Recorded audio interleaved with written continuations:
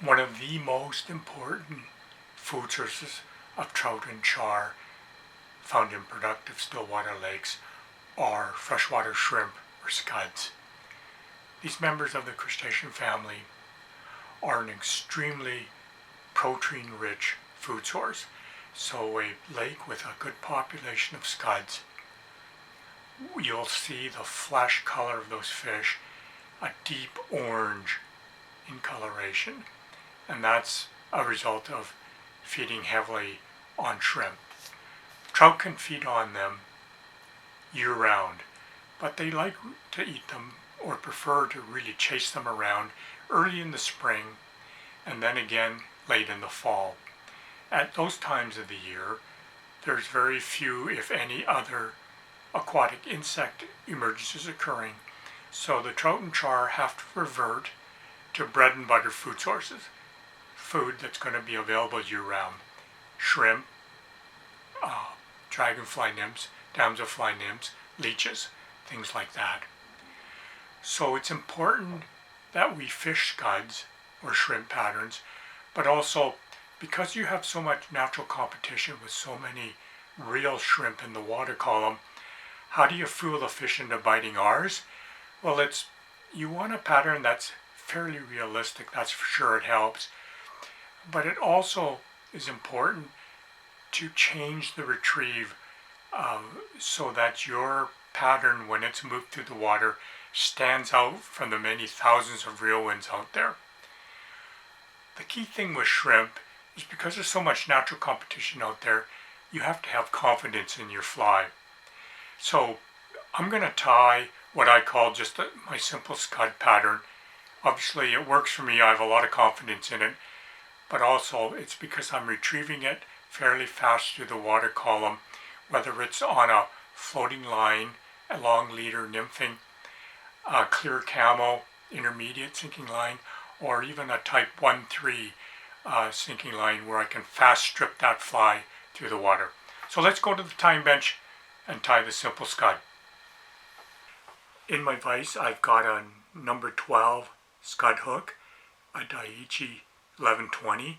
I've debarbed it, and then I slipped on a 7/64 brass bead, and I tied in some 8/0 waxed Semperfli thread, which I'm going to form a base.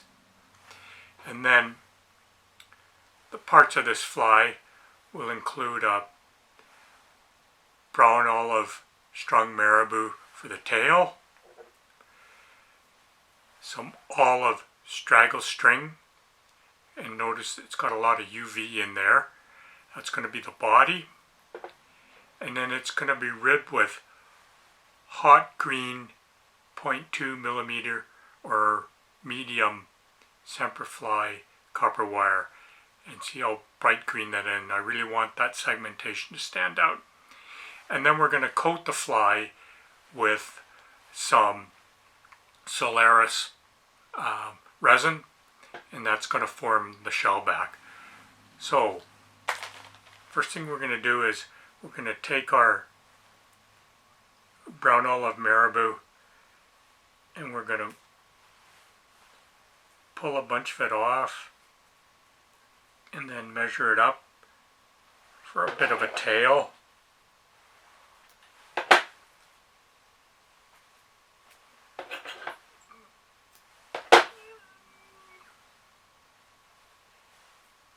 I'm going to tie it in right behind the bead. So bring the thread back towards the bend, and then I'm just going to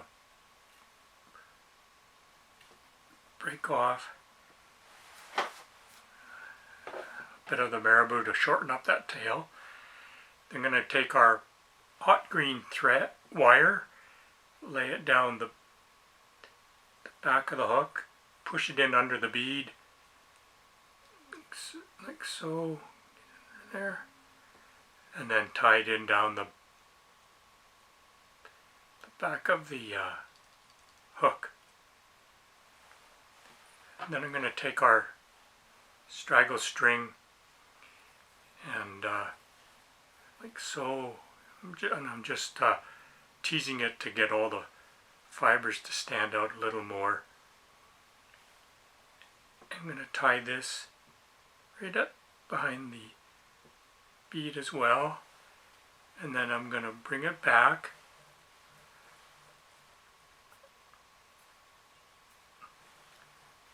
Wind it back to the start of the tail, and then tease it out some more, and then bring it back up. So now we've got lots of straggler legs, olive green, and then that UV purple that's in there. I really like having that UV purple in my leeches and my shrimp patterns. So I'm going to tie that off. Now we're just going to take our hot green wire,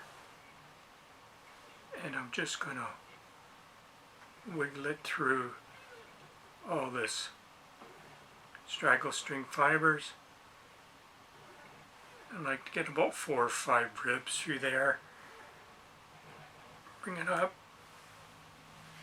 tie it off, like so.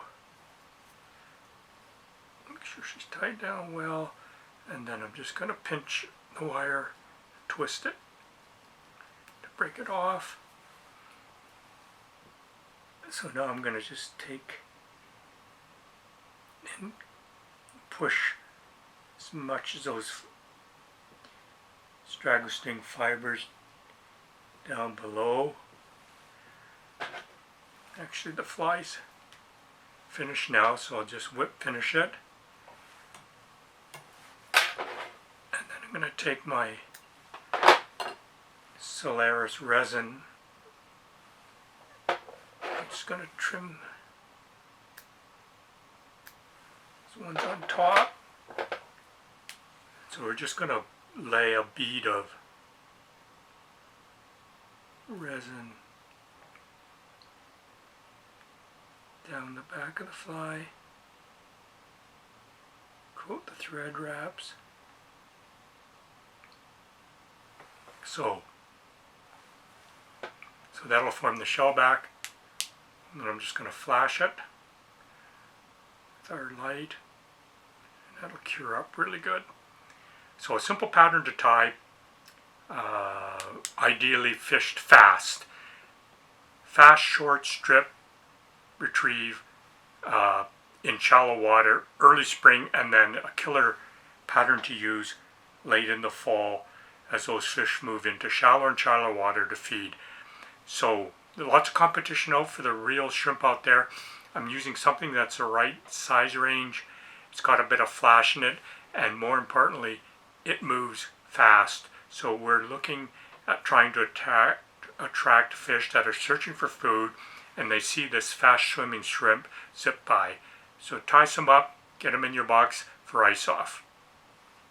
To watch all our latest Sport Fishing on the Fly episodes and to order Sport Fishing on the Fly merchandise, head to www.sfotf.ca. And if you would like to book an adventure like this one showing, head to ontheflyadventures.ca and book yourself the trip of a lifetime.